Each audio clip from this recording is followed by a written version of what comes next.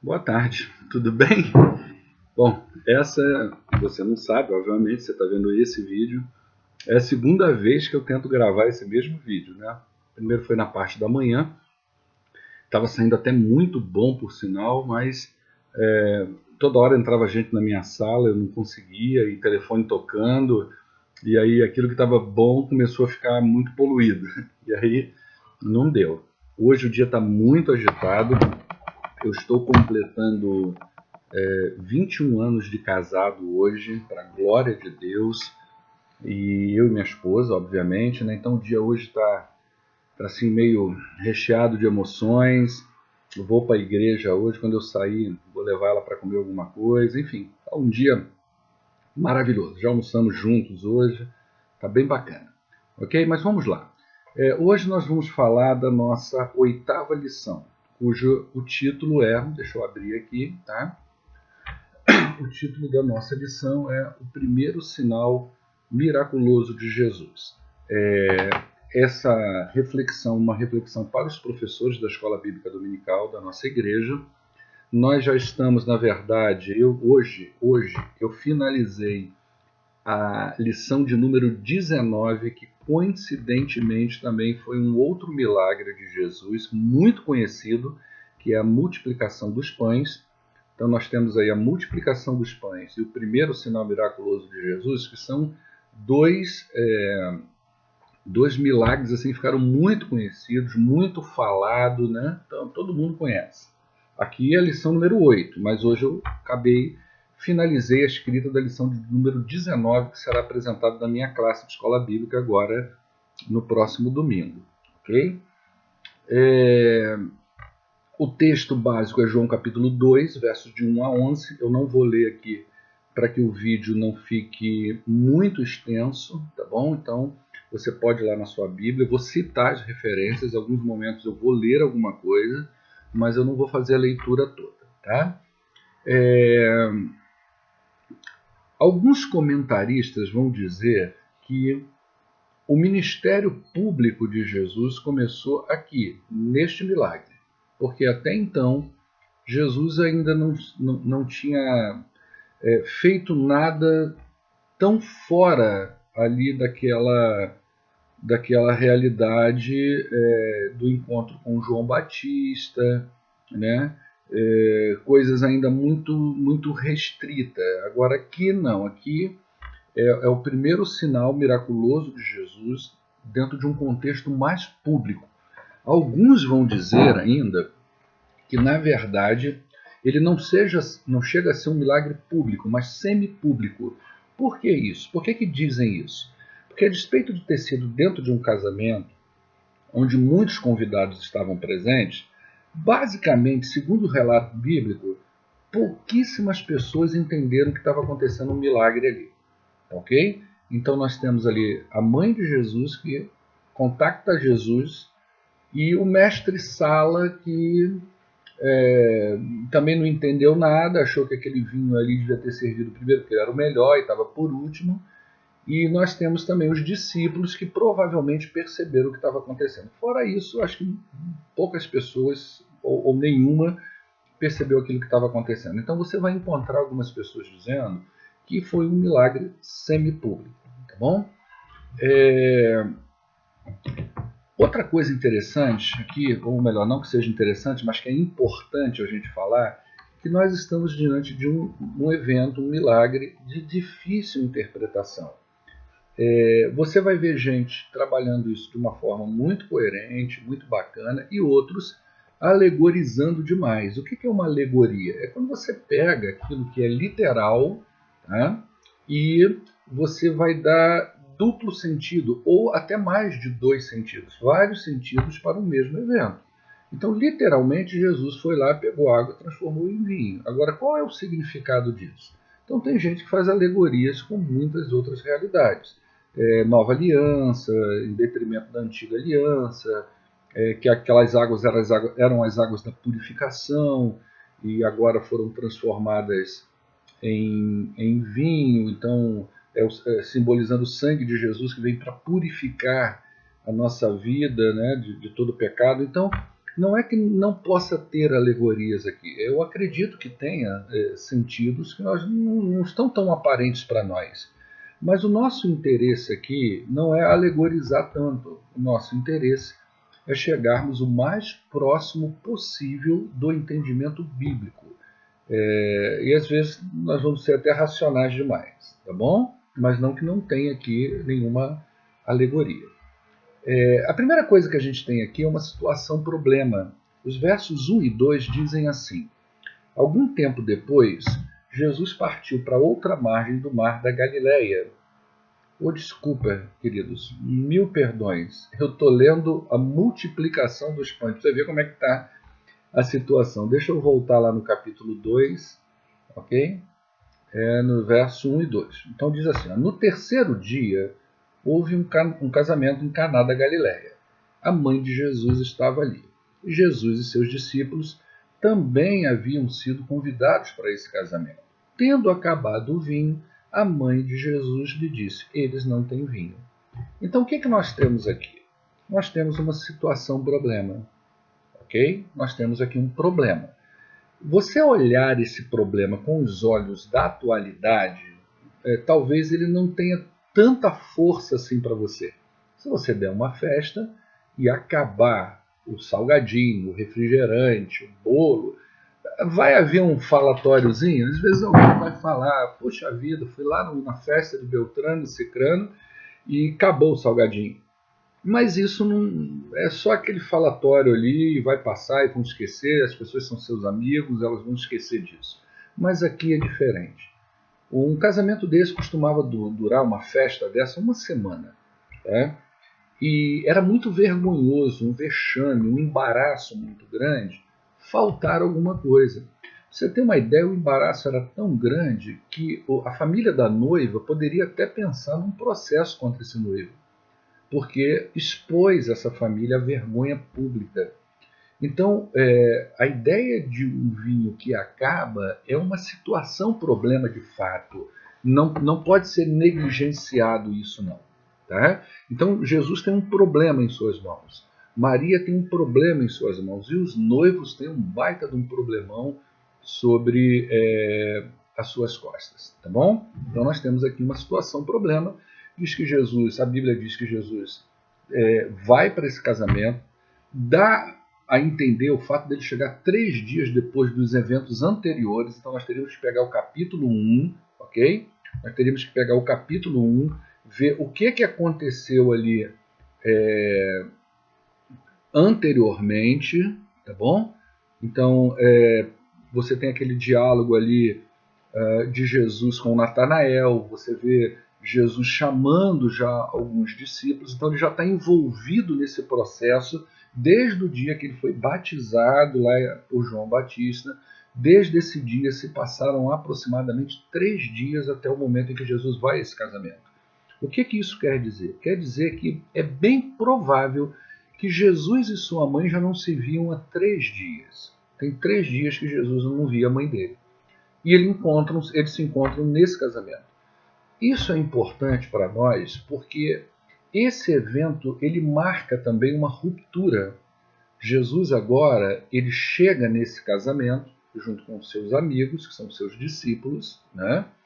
Encontra sua mãe e o clima que permeia a relação ali entre Jesus e sua mãe já não é mais um clima, vamos dizer assim, tão familiar assim. Há uma ruptura agora. Jesus chega agora numa outra condição. João Batista apresentou Jesus como Cordeiro de Deus. E é assim que ele está se vendo agora. Não que antes disso ele não tivesse a percepção da sua missão e de quem ele era. Mas agora nós temos isso muito bem desenhado, muito bem marcado. Ele veio caminhando na direção de João Batista. E João Batista disse: Eis o Cordeiro de Deus. Disse quem ele é e ainda disse o que ele veio fazer, que tira o pecado do mundo. Então, quando Jesus chega a esse casamento, ele já chega com uma postura diferente, uma posição diferente.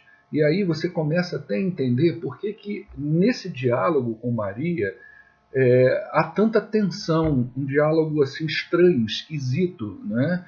ela traz um problema para ele e a resposta dele é cortando embaixo: o que eu tenho a ver contigo, mulher? E Maria vai vir: olha, melhor fazer tudo que ele está mandando. Então, nós temos aqui uma relação um pouco tensa nesse momento. E a razão disso pode residir exatamente nessa ideia de que Jesus agora está com uma postura diferente. É um momento também de ruptura. A agenda de Jesus agora não é mais direcionada pela mãe dele. Nós vamos ver isso um pouquinho mais à frente. A agenda de Jesus agora é direcionada pelo céu, pelo Pai. Tá bom? Então nós temos aí esse tempo. Jesus agora não é mais o filho de Maria. Jesus agora é o Cordeiro de Deus, o ungido de Deus. E como declarou Natanael no capítulo 1, ele também é o rei de Israel. Tá bom? Então, o que era para ser um dia feliz e agradável se torna um dia embaraçoso, ou seja, o vinho acabou. Então tem toda essa problemática, todo esse embaraço, e Maria então leva a situação para Jesus. Tá? Maria fica sabendo desse constrangimento e leva a situação.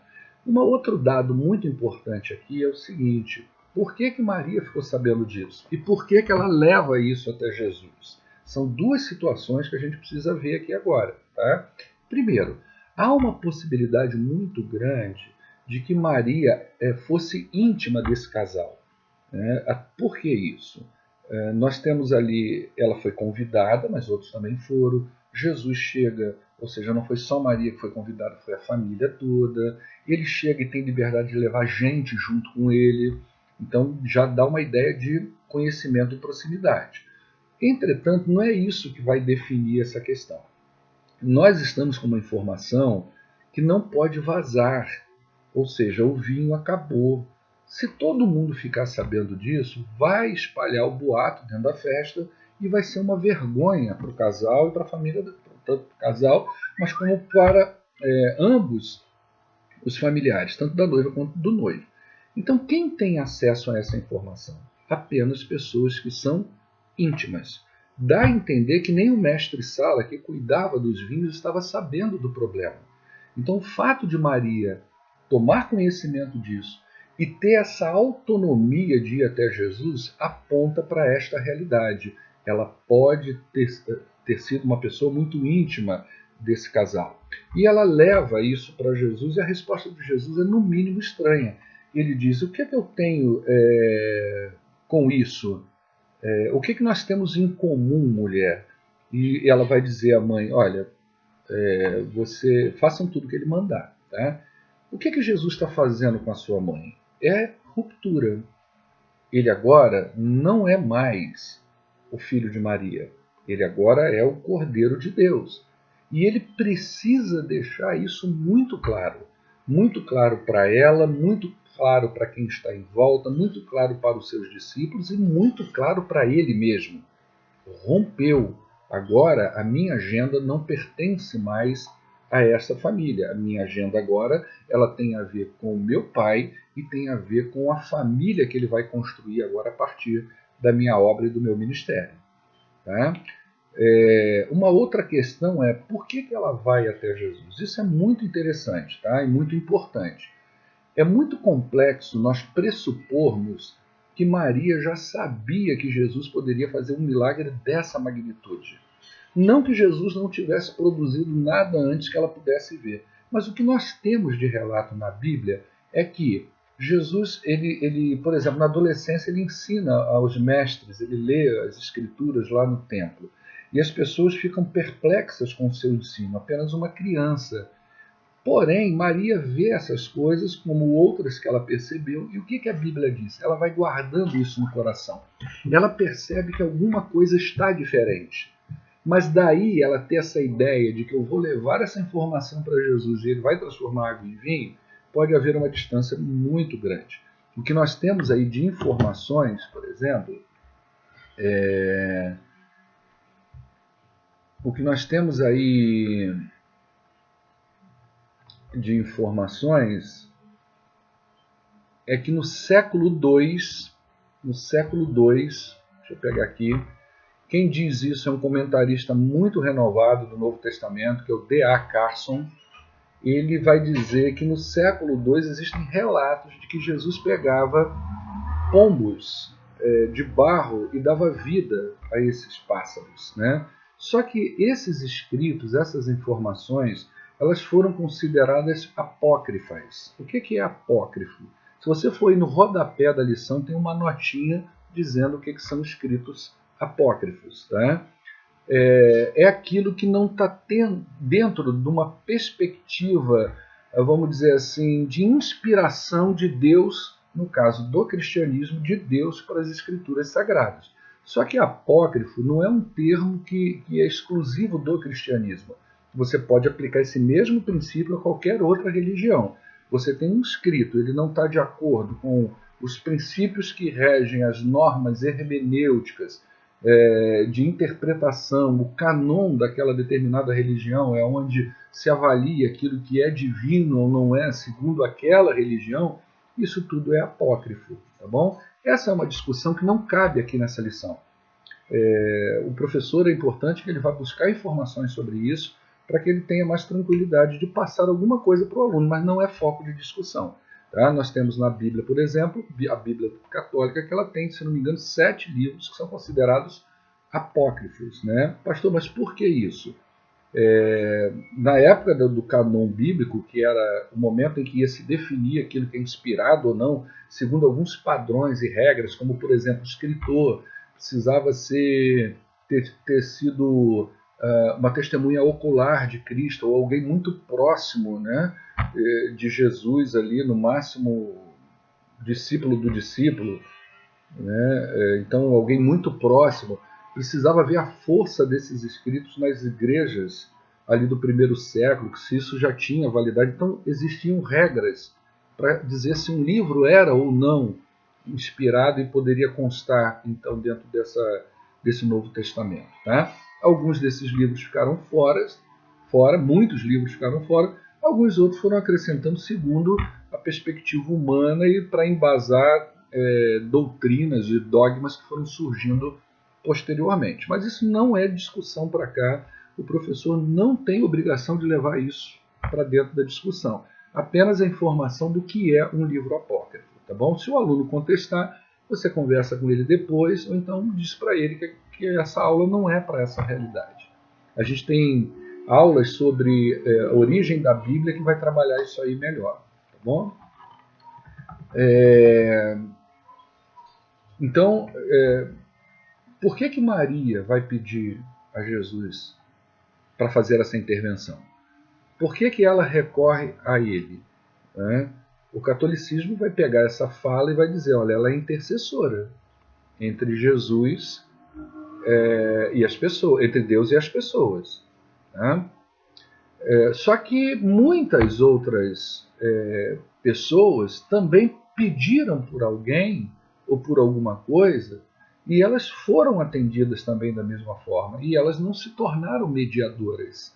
Então, essa teoria de Maria como mediadora, ela não tem nenhum fundamento, tá bom? Mas veja bem, então por que ela foi até Jesus? Ela foi até Jesus pelo seguinte, se você perceber aí, nesse contexto desse casamento, onde a família está reunida, provavelmente está Jesus, está Maria, Tiago está presente, deve ter ali mais familiares. Então a família está toda reunida, mas não se fala de uma pessoa muito importante nessa família, que é a pessoa de José. José aparece na genealogia, ele aparece naquele evento ali onde o anjo tem que fazer, o Espírito Santo faz uma intervenção nele, né, para dizer que a gravidez de Maria era realmente divina, que ele devia aceitar aquilo. E depois você não vê mais nada, a não ser no sentido de que ele era carpinteiro, que Jesus aprendeu o ofício dele. Então há uma possibilidade muito grande de José ter morrido muito cedo. E quando o patriarca morre, quem vai assumir os cuidados dessa família é o primogênito. E esse primogênito é quem? Jesus Cristo. Ele passa a ser então provedor dessa casa. Provavelmente trabalhou como carpinteiro e foi provedor dessa família do ponto de vista até financeiro. Mas não só financeiro. É muito possível que Maria já tenha recorrido a Jesus outras vezes na sua vida para resolver problemas do dia a dia. Então, diante daquele problema ali, ela procura Jesus e diz: nós estamos com um problema, o vinho acabou. Você, tipo assim, né? Vamos botar entre aspas. Você conseguiria resolver isso? Você acha que a gente poderia dar um jeito de que forma? Tá? Então não é necessariamente porque viu a possibilidade de um milagre, mas porque entendia que Jesus já era provedor, já gerenciava a casa e já havia resolvido outros problemas. Então pode-se recorrer a ele, que ele sabe como resolver isso. Tá ok? Então essa é uma teoria, né? A gente não pode afirmar, mas ela é muito forte. Lá em Marcos capítulo 6, verso 3, Jesus já é reconhecido não como filho do carpinteiro, mas como ele mesmo sendo um carpinteiro. Então ele já tinha essa fama da profissão, provavelmente ele que estava gerenciando tudo. Tá? Então, a resposta de Jesus é uma ruptura.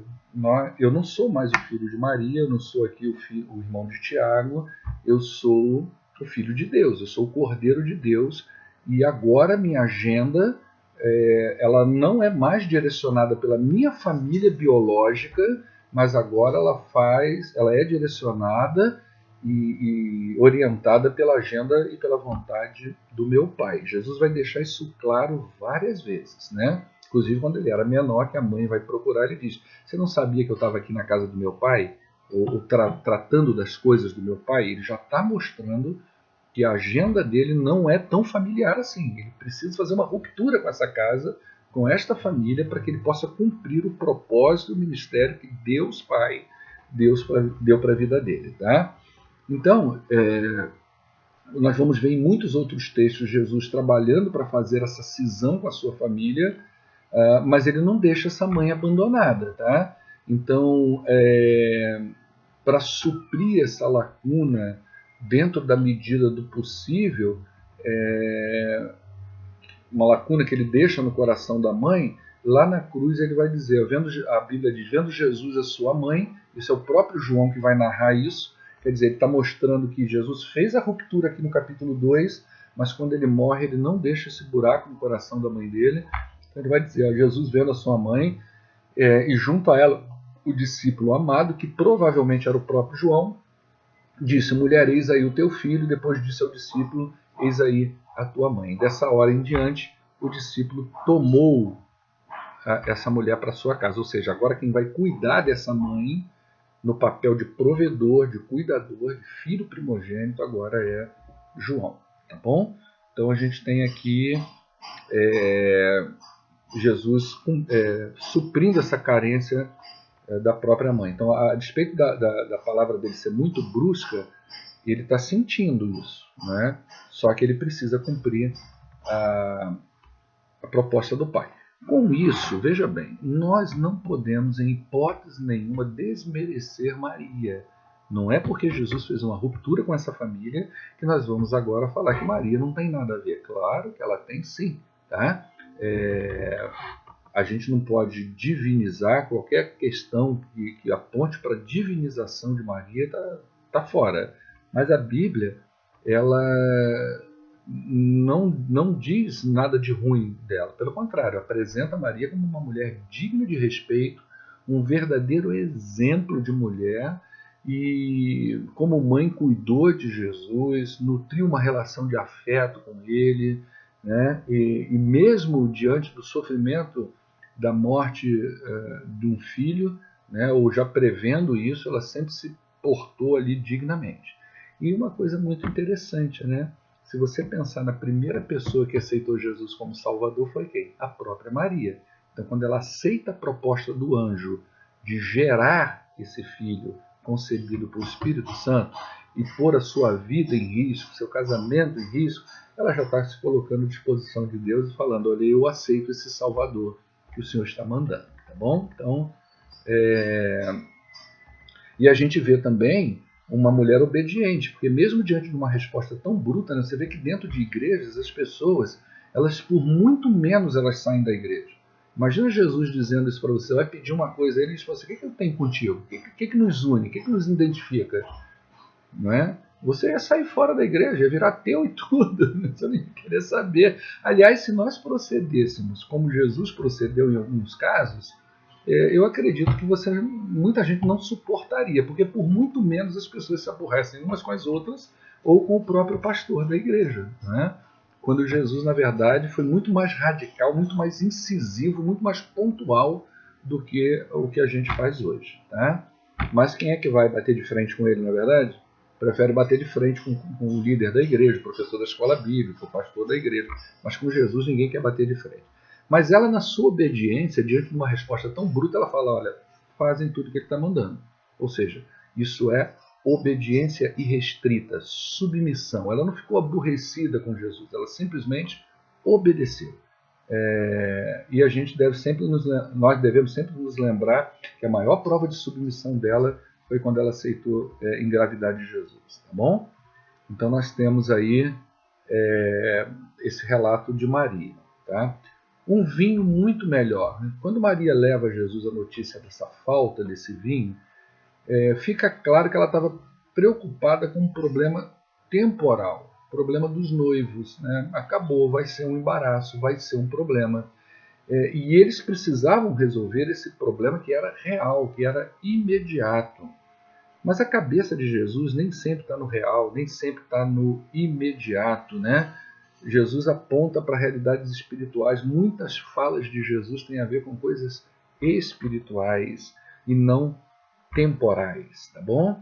Então, quando ele diz lá, eu vim para que vocês tenham vida, vida em abundância, ele não está dizendo simplesmente que você vai viver aqui na terra para sempre. Ele está apontando para a vida após a morte, né?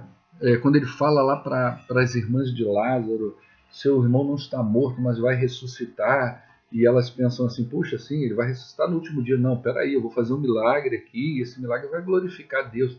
Então tem todo um processo ali diante de Jesus, que ele está apontando para realidades espirituais. Tá? Então pode ser que nesse texto Jesus tenha ensinado por meio de uma parábola encenada, né? A cena estava diante dele, que por sua vez fez uso do cotidiano para ensinar verdades espirituais profundas. Isso pode existir no texto. Tá? Ele pode ter olhado para esse texto, para uma cena real, e vou ensinar alguma coisa que é espiritual. Então, se você pensar no vinho, por exemplo, ele ocupa um lugar muito especial nas Escrituras, principalmente no Antigo Testamento, e lembrando que a mentalidade, ou melhor, a formação espiritual, teológica de João é no Velho Testamento. Tá?